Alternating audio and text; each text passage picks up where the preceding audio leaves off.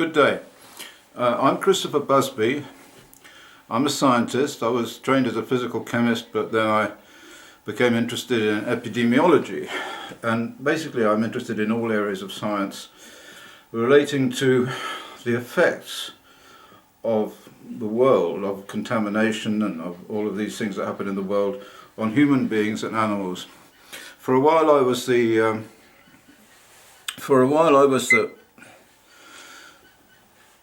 speaker on science and technology for the Green Party of England and Wales. In the last 15 years, I've seen the control of establishment science on policy to such an extent that now we are facing a situation where dishonest scientists are controlling the world. We've seen this particularly in the case of these COVID vaccinations and their effects, but in lots of other areas too, mobile phones and so forth. And I've had enough of this. So I'm going to start a series of lectures to the public on the use of science, the manipulation of science to support policies which are dangerous and of public health significance. But the most important of these is the area of radiation. And I'm going to say a little bit about radiation now. And particularly about a committee which I helped to found in 1998 at the European Parliament in Brussels, together with the Green Group in the European Parliament then, and a number of very eminent scientists who have since then have died, unfortunately, leaving me rather alone in this area and attacked from everybody. I mean, you only have to look online to see the attacks on me, but I'm now going to start to take issue with these attacks and to take issue with the dishonest scientists. I started the European Committee on Radiation Risk in 1998 with Rosalie Bertell, famous radiation expert, Alice Stewart, another famous radiation expert, Alexei Yablokov of the Russian Academy of Sciences, and together we formed an independent group of scientists called the European Committee on Radiation Risk. And at the time, and the reason we did this is because it was time that we started to look at the real world. After Chernobyl, the effects of radioactive contamination were increasingly being reported and also increasingly being suppressed by establishment scientists who are funded by the nuclear industry effectively and by the military too. And so we thought the time has come to go round these people to form a new institution, because the answer to the control of society by institutions like the World Health Organization and the International Atomic Energy Agency and all these people who are basically dishonest and paid for by governments and by big business. The answer to this is to go round them and to form one's own institutions, and this was our idea. So we did that. We formed the European Committee on Radiation Risk. And by the time it got to 2003, about 5 years later, we had a little bit of funding from various people, including the Goldsmith Foundation and a little bit of money from the Green Party, English Green Party at that time. We published the first report which gave the true answer to the death toll from Chernobyl and the death toll from the other enormous contamination of the planet by the nuclear weapons testing fallout which occurred between 1959 and 63. Gigantic number of bombs were exploded in the atmosphere, and the strontium-90 and the plutonium and the uranium, it went up into the stratosphere, went all around the globe, and it came down in the rain. And after that, what we had was an epidemic of cancer, which is getting worse and worse and worse. At the moment, you'll find that 1 in 2 people will get cancer in their lifetime. In the 90s, it was 1 in 5, and in the 50s, it was 1 in 9. But nobody asks why there's this increase in cancer. And the cancer research organizations are stuffed full of stooges and dishonest scientists who play games with the money that's handed to them by the desperate people whose children and whose family have died of cancer, who are desperate to try and discover why they've died and to try and do something about it. But all their money goes straight down the toilet. And the journals, the scientific journals where people publish, have people called reviewers or referees who block anything that looks like it doesn't agree with the standard model. The standard model is the model of the International Commission on Radiological Protection, the ICRP. These are people who set up just shortly after the first nuclear weapons tests. And their operation was an American operation, founded out of the CIA, of course, Langley, Virginia. I mean, the headquarters of the ICRU are just there.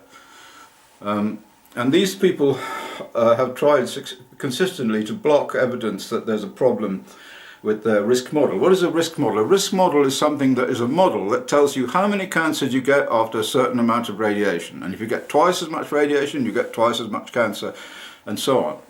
And there's a number involved here, so you can say to somebody who's got a radiation dose of something or another that their cancer probability is extremely low. Unfortunately, people living near nuclear sites have a high risk of cancer, and the children in particular get child leukemia. And after Chernobyl there were increases in child leukemia, but all of this was suppressed. I was on 2 British government committees put there by the Minister of the Environment, the Right Honourable Michael Meacher. He's dead now. All of these people are dead. I'm the last of the Mohicans. Anyway, the European Committee on Radiation Risk took issue with the ICRP, so this has been a battleground for a long time, and it's still a battleground.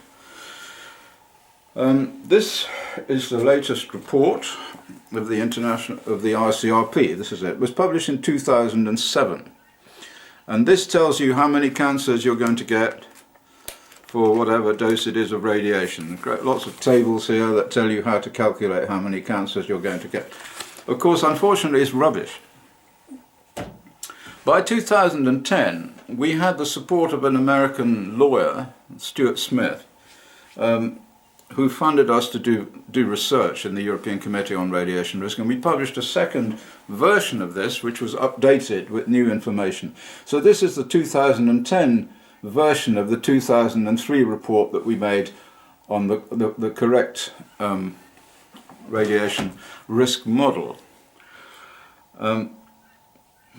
Of course, all of the ECR stuff was excluded from the literature, it was excluded from the internet, I was attacked on the internet, and so forth. So I'm going to say a few words about this and about how we together, I hope, will be able to publish a new report of the European Committee on Radiation Risk this year or maybe early next year.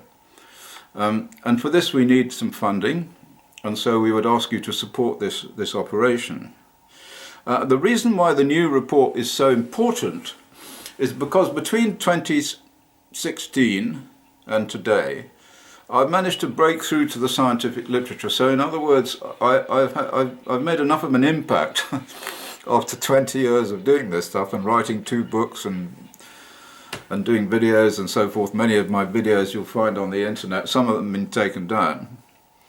In the last 10 years, 7 years, 8 years, I've done a lot of work for the nuclear test veterans, the people who were out in the Pacific when they were exploding the bombs, most of whom had all sorts of problems with congenital disease in their children and cancer and so forth.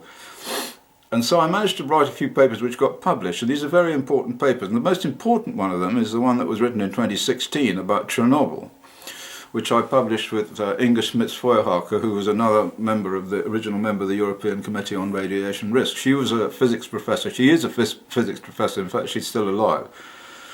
So she and I are more or less the last of the original crew. And she was very interested in the effects of congenital malformations after Chernobyl. Of course, it was all covered up. It was all covered up. And there was a British paper which was supposed to be the standard paper on the issue of congenital malformation after Chernobyl, which shows that there was no effect. But all of these studies that were done that showed there was no effects are bogus studies. They use false epidemiology, and I will come back to them in a separate educational video, okay, to explain how bad they were. But if you look at all these studies and you put them together and you use proper epidemiological statistics, what you find is that there was an enormous increase in congenital malformation in children all across the whole of Europe, and including in England. And so there were birth defects, and also, of course, there were increases in fetal death. So in other words, the birth rate dropped after Chernobyl. And this was because the radiation killed the babies in the womb and you got higher level of miscarriage. Anyway, so that was the first paper. We got that published because I did a court case in Korea, and I became friendly with the editor of the journal, toxicology journal in Korea, and she said, well, we'll put you on the editorial board and you can write a paper. So I wrote this, well, I didn't write the paper. Inga Schmitz-Feuerherke wrote the basic paper, and then I changed it and improved it and altered it and changed it into English, because her English is not 100%. And it got published. And then shortly after that, another interesting thing happened, was that there was a paper by Bertrand Jordan in a very posh American journal called Genetics, in which he said, oh, look, we know all about how much cancer you get from radiation because of the Hiroshima study. This is the study that was done on the lifespan of people who were irradiated at the time of the bomb in Japan. And so he said, we don't need to worry about radiation anymore. All these people who live near nuclear power stations who worry about radiation, they're just all idiots, okay? Or they don't understand science. So I got so irritated by this that I wrote to this guy, and I wrote to the editor, rather, of the journal, and I said, look, this is just a load of nonsense, you know, this is a load of dishonest nonsense. And so, to my astonishment, the editor wrote back and he said, well, you know, write us a letter about it and prove your point. So I did that. I wrote a letter to him and I proved my point. He published it, okay, because actually this is the truth. In the end with science, because science is science, you know, if you can prove something and you can get it past the referees, nobody can argue with it, because it's not like saying black and white. You know, you say the truth and they say lies. And to anyone looking at that, if they ever get to read it in a scientific journal, they say, yeah, that's right, you're right, that's correct. Anyway, this doesn't have any effect on the ICRP or on the people who administer the ICRP radiation risk model. In America, they have the EPA and various organizations there, the NCRP, National Council on Radiation Protection, and so on. And of course, whenever anything comes along which suggests that their model is a load of nonsense, and people have been dying like flies since the nuclear weapons testing, and increasingly as a result of nuclear accidents like Chernobyl and Fukushima and so forth, okay?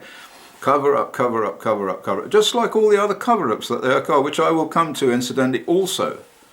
Cover-ups about mobile phone radiation, cover-ups about the effects of the COVID vaccines, cover-ups about vaccination generally. I mean, I made a video about vaccination generally some 15 or 10 years ago, and it just got taken off YouTube. So, back to the point here. At the time we founded the ECR, there was plenty of evidence that Chernobyl was causing significant health effects in people who were exposed to these low levels of radiation. But they're not low-level radiation, they're internal radiation. They're radiation inside you rather than X-rays and gamma rays and so on. And this is the problem, okay? Because radiation inside you can't be modelled in the same way as X-rays and gamma rays and external radiation can be modelled. And this is essentially the difference between the ICRP model, this one here, and this is the one that tells the governments at the moment how much radiation you can be exposed to and be safe. And this one here, which is the 2010 ECRR model. But this one needs to be updated with these new pieces of information. The second new piece of information, which I wrote into this genetics paper, the Genetics Journal in 2016, this was about the Hiroshima risk model itself. Now the ICRP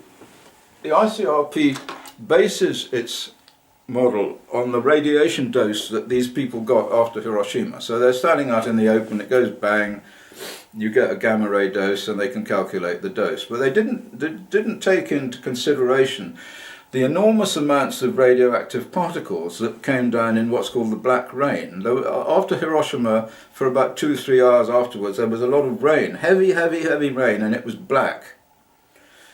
And the people who were exposed to this black rain got cancer, even if they didn't get any radiation dose, even if they were too far away from the flash.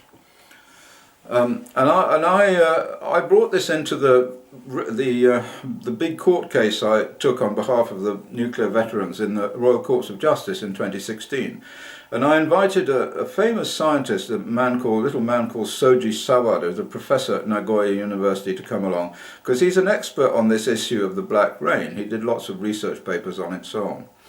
So he came into the court. We paid people gave us money to fly him over from Japan, and he went into court, and he made his presentation on the black rain issue, but the judge just ignored him, completely ignored him, and found against our position that the test veterans' cancer was caused by the exposure to the radioactive particles. Now, these radioactive particles are very important because they're uranium particles, right? And this is the same uranium particles, essentially, that you get in Iraq after the use of DU, and in Kosovo and all over the place. And those people also have huge levels of congenital malformation. And I've written 3 papers, or I've been engaged in assisting in writing 3 papers about the congenital malformations in Iraq. So that also I will make some presentations on in this series. Well, I'm not going to go on and on forever, okay? This is just to say that I want to make a new updated version of the ECRR report, and it will include this issue of the failure of the ICRP risk model, about its failure in terms of its assumptions, and I'll do these as separate videos, its failure in terms of the real world, the truth out there, if you like, the publications that show all these people are dying of cancer and have died of cancer as a result of congenital malformations, as a result of exposure during the nuclear weapons testing, and exposure after Chernobyl and exposure after Fukushima, or maybe they just live near a nuclear site, or they happen to be in Iraq when depleted uranium was used, or in Kosovo when depleted uranium was used. And one new thing, which I shall talk about, is the use of enriched uranium in a new kind of bomb, a sort of mini nuke, by the Israelis in Gaza. And we have absolutely incontrovertible proof that occurred. And that's proof that in which I figure, because I did lots of measurements of enriched uranium particles, enriched uranium weapons that were used in Lebanon in 2006 and in Gaza in 2009 and 2014, and presumably now also as a result of what we see on the television in 2021. No, I don't mean that. I mean 2023. I mean this latest thing. Okay. Well, just remember that we can do this, but we do need a little bit of support, because the man who funded the ECRR died suddenly, perhaps suspiciously, a couple of years ago, and all the court cases he and I were taking in America suddenly disappeared, and I was excluded from all of the court stuff, and so now I'm more or less without any kind of support at all. Although it's okay, but it means that I can't devote as much of my time or get enough people to help me to produce this new report. So over to you, people. There's one last thing I want to say. It's clear that some kind of nuclear war is coming. It may be a limited nuclear war, or let's hope it's not a major nuclear war, but it could be a limited nuclear exchange. And to survive this, you need some advice. So I'm going to make a video. The next video that I will make, the next presentation I will make, will be how to survive a limited nuclear war. Because there are a number of things you can do. You can throw up your hands and get a bottle of whiskey and say, that's it, I'm going to die. And some people, that is their response. But actually, if there is even quite a major exchange, nuclear exchange, between Russia and the United States, you can work out quite easily, on the basis of the number of missiles they've got and the kill radius of the missiles, from radiation and blast and so forth, you can figure out that actually they will destroy about well, about 0.4% of America, the United States. That's all. So those areas will be radioactive, and of course there will be parts of it that are radioactive as a result of various downwind effects and so forth. And in Russia it's 0.2%, okay? So most of the Earth will be unaffected, although there will be a lot of radiation. Now, nuclear radiation from fission bombs and from fusion bombs, what they call thermonuclear bombs, that goes away very quickly. Most of the nuclear radioactive isotopes in fallout disappear inside 3 weeks because they have low half-life, they're very short half-life. There are some longer half-life stuff, and there is also the alpha emitters and the alpha emitting particles.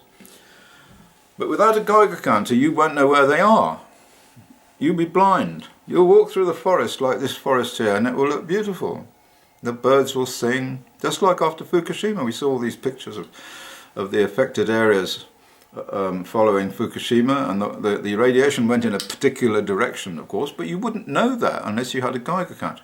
So in my next video, I'm going to talk about how to survive a nuclear war.